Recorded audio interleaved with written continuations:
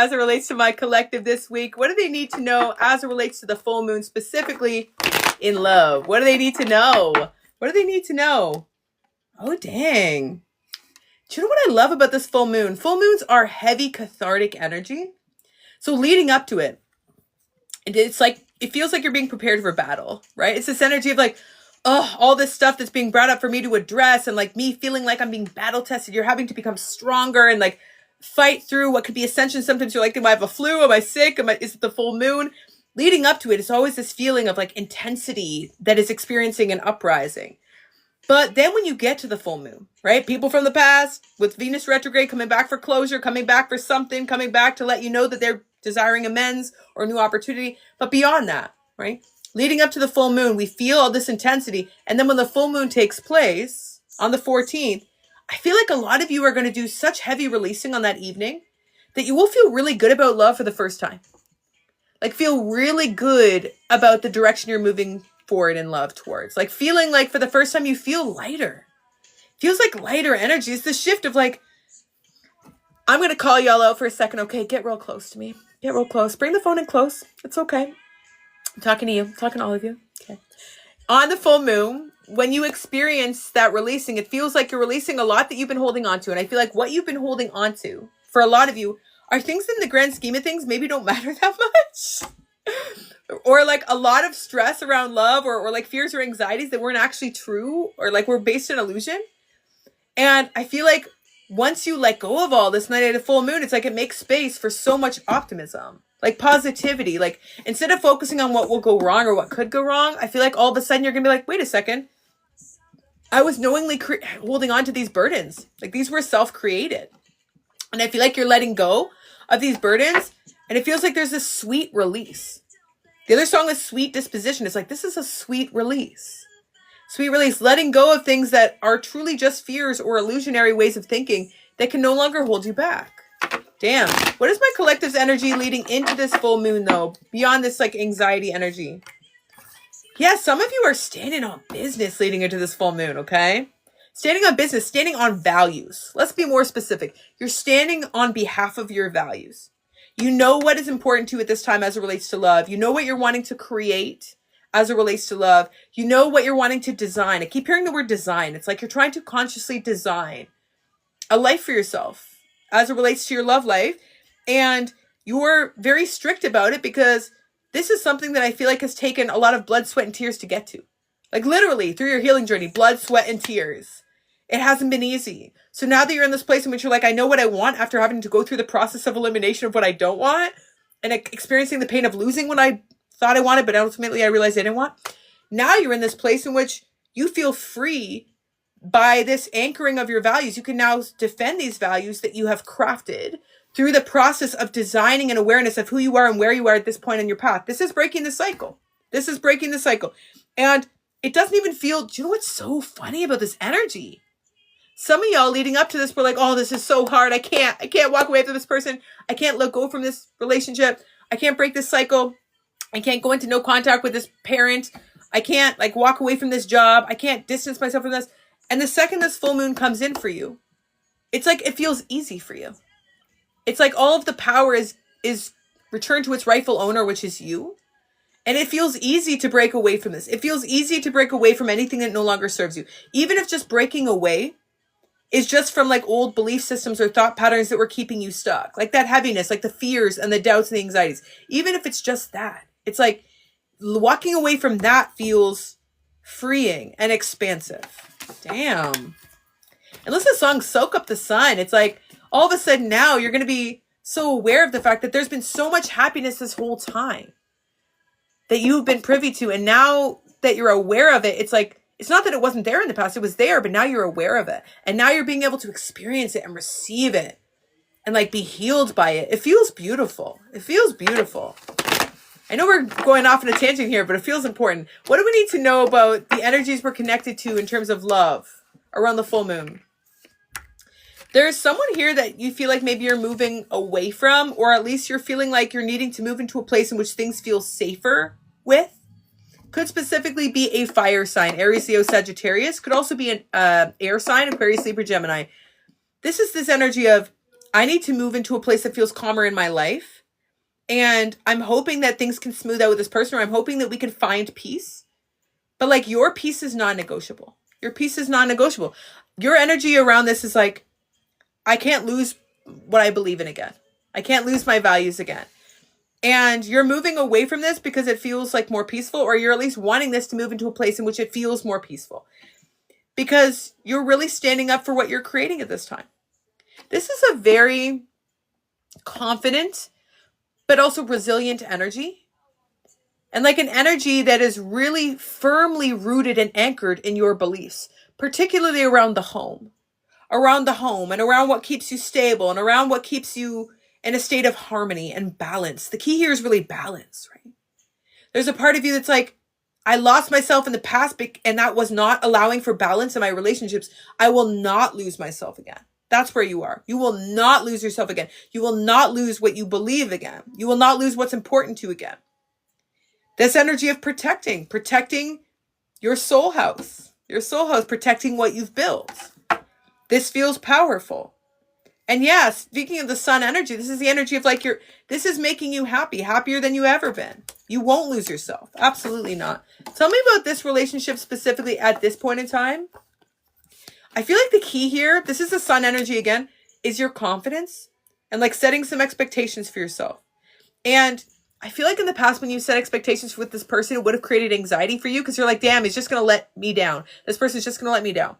They're just going to walk away, or they won't fight for me. And like, then you'd feel like you needed to cave or concede. And I feel like now, when it comes to this connection specifically, you're like, no, I'm going to stand up for what I deserve, period. Like there is no follow-up. There isn't a second action I'm going to take. You're like, I'm going to stand up for what I deserve. And yeah, it feels like this is giving you a little bit of a spark. This is giving you a little bit of motivation. This is making you feel really excited about what the future could hold, whether it's with this person or otherwise. But I feel for some of you, you're starting new things for yourself. Yeah, for the first time. And again, with the sun energy, you are in a very confident space and a very authentically confident space. So as you follow the path of your authenticity, it's paved with abundant and prosperous experiences that force you to have a state of presence because you know that you're meant to be there. You know that it's meant for you. And you know that you've consciously sought it out for that reason. So it feels so fulfilling to be like, I know I need this and I'm going to give it to my damn self. I know I want this and I'm going to seek it out for myself and I'm going to have it and it will be mine. This is beautiful energy for this collective. I feel like this is a reading that's like, yes, it's about love, but it's like romantic love is on the periphery. Romantic love is here, but like self-love is here too. All the types of love are here. You're not centering only romantic love. You're centering all of the types of love, or you're experiencing all the types of love in the cross-section or conjunction with other things within your life. And that feels balanced. Again, this is the energy of balance. And I know balance is like, it's like, it's not a very dynamic term, or like a lot of people are like, I'm so excited to get balance. But you know what's possible in your life when you have balance? Literally everything. Literally anything and everything is possible when you're in a state that is balanced. Because why? When you're in a state that is grounded and balanced and aligned, you know what the universe sees? Somebody who is available to receive all of the abundance that you're desiring. Somebody who is like prime and in a state of receptivity to all of the blessings of the universe. When you're in a state of balance, the universe is like, oh, wow, they have so much more room and capacity to carry. They can carry so much because they're in that state of beautiful balance. They know that they are now available to these new blessings. But when you're in the state of imbalance, over giving, over focusing, whether it's romantic love, one specific relationship that doesn't seem to be moving out of resistance, and you keep questioning the universe, why aren't you giving me more? Well, the universe is like, well, you're having a difficult time contending with what you have. Pull your energy back. Take your power back. Find a state of balance. Give me room to offer you more blessings. Damn. Okay. What else do we need to know about this full moon? What are we receiving for this full moon? Let's get to the juicy stuff. For a lot of you, what you're receiving to this full moon is being able to close off and guard what you're building. And again, for a lot of you, that's related to career. Could be finances. I feel this energy of like you creating this tangible reality that reflects all of the healing work that you've done. Because for many of you, you've done a lot of healing work on yourself. And here's the thing. You may go to other readings. Again, I'm going to be a little bit shady. I'm a shady lady sometimes. That's fine. We all have a shady side. Shade comes from reading and the library is open, okay? Get into it. For some of you, you go to other readings, you're like, I just want money to fall into my lap. I just want the universe to make it rain with all these dollars. I'm in my lucky boy era, lucky girl era. I just want all the money. I just want all the coin. Oh, $1 million is going to show up in your doorstep. Oh, $1 billion is going to come in your bank account. Use the sound. Save, share, and claim. How many times have you heard that? How many times have you heard that? Hey, y'all. But y'all, the money that you're calling in here is because you're in a state of being aware of your worth. You're aware of your value. And you are protecting your energy and your reserve of energy. So that's the extent where you're consciously setting intentions to attract more wealth, and it's happening for you. This is not just happening because something's falling on your head. Sorry to say it. It's not. It's happening because you're in a very abundant energy, and you've done the work to get into an abundant energy. And now that you've done the work to get into an abundant energy, you're creating this wealth, like materially, like you are a magnet. You are a magnet for success, a magnet for wealth, because you are in a state of conscious intention. That is so powerful. What is powerful about just being unconscious and just allowing things to fall on your head? I mean, it's good to surrender and to trust, but I feel like it's important to have some skin in the game, right? To set an intention and to be present in a state in which you're available to receive this beautiful, abundant path. And I see that that's what many of you are receiving. Okay. What else are we receiving? Something that you've been praying for some of you is coming in. Okay. There's also a connection here. It's more like a gender. There's also a connection here to a masculine energy who's working with you. Could be a grandfather, father figure. For some of you, could specifically have an initial that starts with R. I'm getting an R and S. I'm also getting a P. It's gonna be like grandfather, great grandfather. Okay. I'm hearing could be someone on your mother's side. Okay. What else are we receiving with this full moon in one mind and falling in my head though? Damn, so many messages here about money, abundance, prosperity, expansion, growth. Y'all, okay, I'm not going to tell you to claim it. Okay, I'm not going to say this. It's not a thing I say. But y'all get ready. Y'all get ready to have the best year of your life from a standpoint of prosperity. When I say prosperity, I mean prosperity in terms of quality of life, prosperity in terms of health, prosperity in terms of time, prosperity in terms of being able to do the things that you want to do, prosperity in terms of being able to give back to who you want to give back to and to be able to be charitable and philanthropic, prosperity in terms of being able to have this wealth and abundance of experiences, of love and attention with your children, your family, right? Prosperity in terms of your career, specifically in finances, prosperity in terms of the love that you're attracting. All forms of prosperity are incoming. Because you're transcending this place in which you accepted that scarcity was a mindset that you're willing to own or identify with. Because for a long time, I feel like you're like, oh, I don't want to maintain a boundary, set an expectation and hold it. Then this person won't give me the bare minimum, or then this job won't keep me employed. Is that what we're vying for? We're vying for just being being kept gainfully employed or having someone keep you around. Absolutely not this collective. If you're resonating with this message, you want so much more than that. You desire so much more than that. Okay. You want a job in which you feel like you are valued. You want a job in which you feel recognized. You want to feel like you're creating an impact. You want to feel like you could be potentially saving lives or like improving people's lives in a dramatic way. And you want to feel like you have a very strong, abundant income. You want generational wealth. You want to be able to give your kids a head start, your family a head start. Beyond that, you want to be able to have a love that is abundant and prosperous, right? A love that feels expansive. A love that feels like it is endless, unconditional, and undying. Damn. Y'all are not just settling for whatever someone scraped off another plate and get put on yours. Absolutely not. Early retirement. Some of you want early retirement. I hear that. I was trying to retire by the time I'm 45. Though y'all say I'm almost like 45. Okay. There's still 20 years till then. Okay, any final advice here for this collective? What do they need to know regarding this full moon?